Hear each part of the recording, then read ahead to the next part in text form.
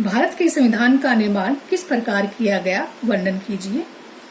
चुने हुए प्रतिनिधियों की जो सभा संविधान नामक विशाल दस्तावेज को लिखने का काम करती है उसे संविधान सभा कहते हैं। यह है संविधान सभा का अर्थ क्या है।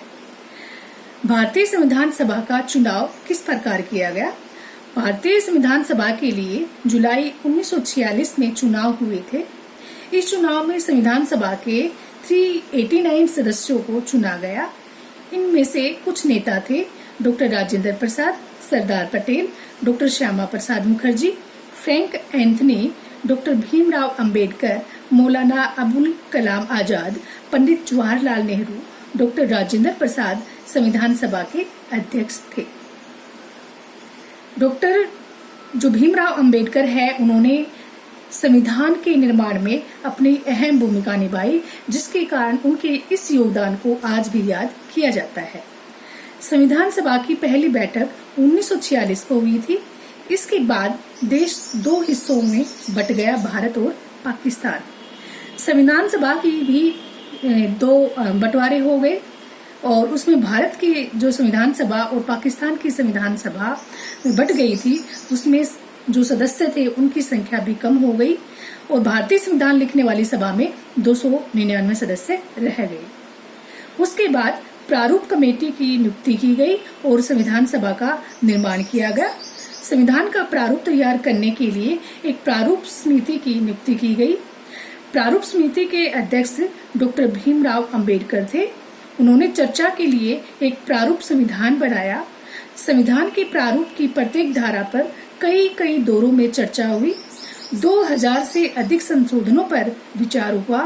प्यारे बच्चों, 3 वर्षों में कुल 114 दिनों की गंभीर चर्चा के बाद सभा में प्रस्ताव पेश किया गया।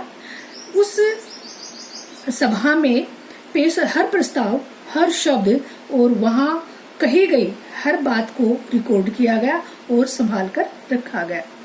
संविधान को तैयार करने में कुल 2 वर्ष 11 महीने और 18 दिन का समय लगा। इस दौरान संविधान सभा की 166 बैठकें हुई और 26 नवंबर 1949 को हमारे देश का संविधान बनकर तैयार हुआ और 26 जनवरी 1950 को इसको लागू किया गया। प्यारे बच्चों, आगे हमारे जो संविधान है, आपने सुना होगा हमारे संविधान में धर्मनिरपेक्षता के बारे में काफी कुछ कहा गया है। तो आखिर धर्मनिरपेक्ष होता क्या है? तुम्हारा एक प्रश्न है, भारत एक धर्मनिरपेक्ष राज्य है, स्पष्ट कीजिए। तो इसमें हम पहला जो पॉइंट है वो लिखेंगे, संविधान की प्रस्तावना में भारत को स्पष्ट रूप से एक धर्मनिरपेक्ष राज्य घोषित किया गया है। भारत का अपना कोई भी राष्ट्रीय धर्म नहीं है, यानी राज्य की नजर में सभी धर्म बराबर हैं। धर्म के आधार पर राज्य द्वारा कोई भेदभाव नहीं किया जाता है। सभी नागरिकों को कोई भी धर्म अपनाने और पूजा अर्चना यानी उपासना करने की आजादी प्राप्त है। राज्य कोई ऐसा कर नहीं लगा सकता जिसको किसी विशेष धर्म पर खर्च किया जाता हो। तो आपने आज 2 प्रश्नों के बारे में पढ़ा। आशा है आप लोगों को समझ में आया होगा। Thank you.